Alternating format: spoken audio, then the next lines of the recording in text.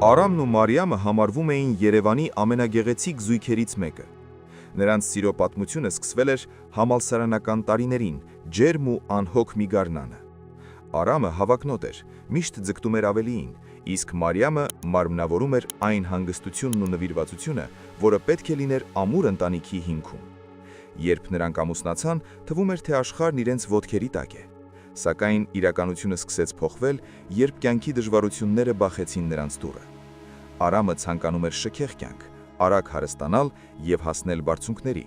իսկ փոքրիկ վարձով բնակարանն ու ամենօրյա հոգսերը սկսեցին նեղել նրան։ Այն օրը, երբ Մարիամը երջանկությունից փայլող աչքերով հայտնեց Արամին, որ նրանք երեխա են ունենալու, Արամի դեմքին ոչ թե ժպիտ հայտնվեց, այլ սառը քարացածություն։ Նա պատրաստ չէր պատասխանատվության։ Նրա մտքում միայն իր կարիերան էր եւ մի նոր ծանոթություն, որը խոստանում էր նրան տանել դեպի մեծ բիզնեսի աշխարհ։ Այդ ծանոթությունը Սոնան էր, մի հարուստ գործարարի դուստր, ով կարող էր Արամի համար դուռ բացել դեպի անսահման հնարավորություններ։ Մի քանի շաբաթ անց Արամը կայացրեց իր կյանքի ամենադաժան որոշումը։ Մի անձրևոտ երեկո նա պարզապես հավաքեց իր իրերը։ Մարիամը, ով արդեն 3-րդ ամսվա հղիության մեջ էր եւ տառապում էր թուլությունից, չէր հավատում իր աչքերին։ Արամն ասաց ընդամենը մեկ նախադասություն. «Ես չեմ կարող քեզ հետ կիսել այս աղքատությունը, ինձ ուրիշ կյանք է պետք, իսկ երեխան միայն կխանգարի ինձ»։ Նա դուրս եկավ, թողնելով Մարիամին միայնակ, առանց գումարի, առանց աջակցության եւ կոտրված սրտով։ Տարիներն անցնում էին։ Մարիամի համար կյանքը վերածվել էր գոյատևման պայքարի։ Նա աշխատում էր 2, երբեմն 3 տեղում, որպեսզի կարողանա մեծացնել իր որդուն Նարեկին։ Նարեկը մեծանում էր որպես խելացի, լրակյաց եւ չափազանց նպատակասլաց տղա։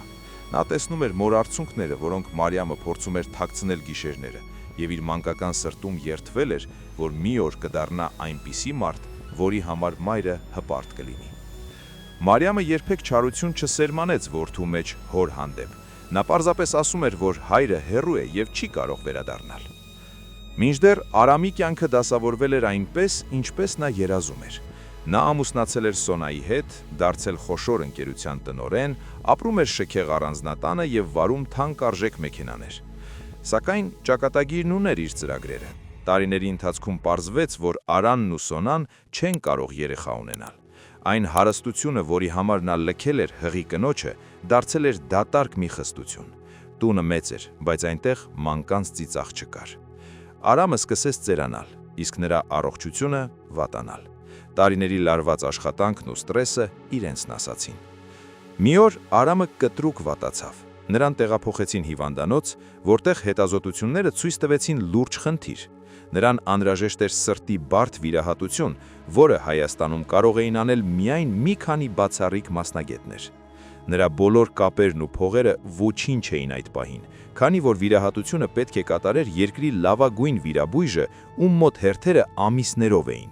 Սակայն Արամի վիճակը կրիտիկական էր։ Սոնան օգտագործելով իր բոլոր հնարավորությունները կարողացավ պայմանավորվել, որ այդ երիտասարդ, բայց արդեն հանճարեղ համարվող վիրաբույժը զննի Արամին։ Երբ վիրաբույժը ներս մտավ հիվանդասենյակ, Արամը տեսավ մի բարձրահասակ, խիստ հայացքով երիտասարդի։ Նրա դեմքի գծերի մեջ ինչ-որ ծանոթ բան կար, բայց Արամը դա վերագրեց իր վատառողջ վիճակին։ Բժիշկը ներկայացավ՝ Նարեկ Միքայելյան։ Նա սառնասրտորեն ուսումնասիրեց հիվանդության պատմությունը եւ նշանակեց վիրահատության օրը։ Վիրահատության նախորդ երեկոյան Մարիամը եկել էր հիվանդանոց, որդուն տեսնելու եւ նրան ուժ տալու նման պատասխանատու ворցից առաջ։ Նա քայլում էր միջանցքով, երբ հանկարծ դռներից մեկի մոտ տեսավ մի կնոջ, ով անդադար լաց էր լինում։ Դա Սոնան էր։ Մարիամը կանգ առավ։ Նա անմիջապես ճանաչեց Արամին, ով պառկած էր կիսաբաց դռնից երևացող մահճակալին։ Տարիները փոխել էին նրան, բայց այն հայացքը, որով նա ժամանակին լքել էր իրեն, Մարիամը երբեք չէր մոռանա։ Այդ պահին Նարեկը դուրս եկավ իր աշխատասենյակից եւ մոտեցավ մորը։ «Մայրիկ, դու արդեն այստեղ ես», ասաց նա գրկելով Մարիամին։ Արամը, ով այդ պահին գիտակցության մեջ էր, լսեց այդ ձայնը եւ շրջեց գլուխը։ Նրա աչքերը հանդիպեցին Մարիամի աչքերին։ Սենյակում տիրեց մահացու լռություն։ Արամի սիրտը սկսեց արագ բաբախել։ Նա տեսնում էր իր Մարիամին, տարիքն առած, բայց դեռ նույն բարի հայացքով, եւ տեսնում էր այդ երիտասարդ բժիշկին, ով իր որդին էր, այն որդին, ում նա անվանել էր խանգարող հանգամանք։ Արամի շնչառությունը դժվարացավ։ Նա փորձեց ինչ-որ բան ասել, բայց ձայնը կտրվեց։ Նարեկը, տեսնելով հիվանդի վիճակի վատթարացումը, անմիջապես սկսեց գործել որպես պրոֆեսիոնալ։ Նա չգիտեր, թե ով է իր առջև պառկած մարդը իրականում։ Նա տեսնում էր միայն մի հիվանդի, ում կյանքը պետք է փրկի։ Վիրահատությունը տևեց 7 ժամ։ Մարիամը նստած էր միջանցքում, Սոնայի կողքին։ Երկու կին, որոնց կյանքը կապված էր նույն տղամարդու հետ, բայց բոլորովին տարբեր ձևերով։ Սոնան չգիտեր, թե ով է Մարիամը, բայց զգում էր նրան ներքին ուժը, իսկ Մարիամը լռում էր։ Նա չէր զգում ատելություն, նա միայն զգում էր ճակատագրի այդ դաժան հեգնանքը։ Տարիներ առաջ Արամը լքել էր նրանց հանուն փողի ու հաջողության, իսկ հիմա այդ նույն հաջողության գագաթնակետին նրա կյանքը կախված էր այն երեխայի ձեռքերից, ում նա չէր ցանկացել։ Երբ Նարեկը դուրս եկավ վիրահատարանից, նա հոգնած էր, բայց հանգիստ։ Նա կապրի, կարճ ասաց նա։ Սոնան նետվեց բժշկի ձեռքերը համբուրելու, բայց Նարեկը նրբանկատորեն հետ քաշվեց ու գնաց դեպի մայրը։ Մի քանի օր անց, երբ Արամը մի փոքր ապաքինվել էր եւ կարող էր խոսել, նա խնդրեց բժշկին մենակ թողնել իր հետ։ Նարեկը մտավ սենյակ։ Արամը երկար նայում էր նրան, իսկ հետո դողացող ձայնով հարցրեց. «Մայրդ քեզ պատմել է հորդ մասին»։ Նարեկը լռեց մի պահ, ապա պատասխանեց. «Մայրս ասել է, որ հայրս մի մարդ էր, ով չկարողացավ կրել սիրո եւ պատասխանատվության բեռը։ Նա ինձ սովորեցրել է լինել ուժեղ եւ երբեք չթողնել նրանց, ովքեր իմ կարիքն ունեն»։ Արամի աչքերից արցունքներ հոսեցին։ «Նարեկ, ես եմ քո հայրը», հազիվ լսելի շշնջաց նա։ Նարեկի դեմքին ոչ մի մկան չշարժվեց։ Նա սառը նայեց Արամին ու ասաց. «Գիտեմ, ես տեսա մորս հայացքը միջանցքում, եւ հենց այդ պատճառով ես ձեզ վիրահատեցի այնպես, ինչպես կվիրահատեի ցանկացած մեկին, որովհետեւ ես ունեմ այն, ինչ դուք երբեք չեք ունեցել՝ արժանապատվություն եւ պատասխանատվություն։ Բայց մի կարծեք, թե այս վիրահատությունը ձեզ վերադարձրեց ձեր ընտանիքը։ Դուք ունեք ձեր հարստությունը, ձեր տունը եւ ձեր կինը, իսկ ես ու մայրս ունենք մեր կյանքը, որտեղ ձեր տեղը վաղուց թափուր է»։ Արամը հասկացավ, որ սա ճակատագրի ամենադաժան վրեժն էր։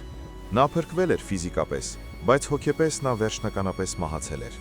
Նա ուներ միլիոններ, բայց չուներ մի մարդ, ով կնայեր իրեն սիրով ու հարգանքով։ Նրա որդին փրկել էր իրեն, բայց միևնույն ժամանակ վերջնականապես հեռացել իրենից։ Արամը դուրս գրվեց հիվանդանոցից որպես առողջ մարդ, բայց նրա կյանքը վերածվեց դժոխքի։ Ամեն անգամ հայելուն նայելիս նա տեսնում էր այն մարդուն, ով սեփական ձեռքերով կործանել էր իր երջանկությունը։ Նա փորձեց գումար ուղարկել Մարիամին, փորձեց թանկարժեք նվերներ անել Նարեկին, բայց բոլոր չեկերն ու նվերները հետ էին գալիս, առանց որևէ նամակի կամ բացատրության։ Մի օր Արամը գնաց այն հին բակը, որտեղ ժամանակին ապրում էր Մարիամի հետ։ Նա նստեց նստարանին ու երկար նայեց այն պատուհանին, որի հետևում ժամանակին ինքը երջանիկ էր։ Հանկարծ նա տեսավ Մարիամին։ Նա քայլում էր մի փոքրիկ աղջկա ձեռքը բռնած, Նարեկի դստեր։ Նրանք ծիծաղում էին, խոսում ինչ-որ պարզ ու գեղեցիկ բաների մասին։ Մարիամը տեսավ Արամին։ Նա կանգ առավ, մի պահ նայեց նրան, բայց նրա հայացքում չկար ոչ ցավ, ոչ վրեժ, կար միայն խղճահարություն։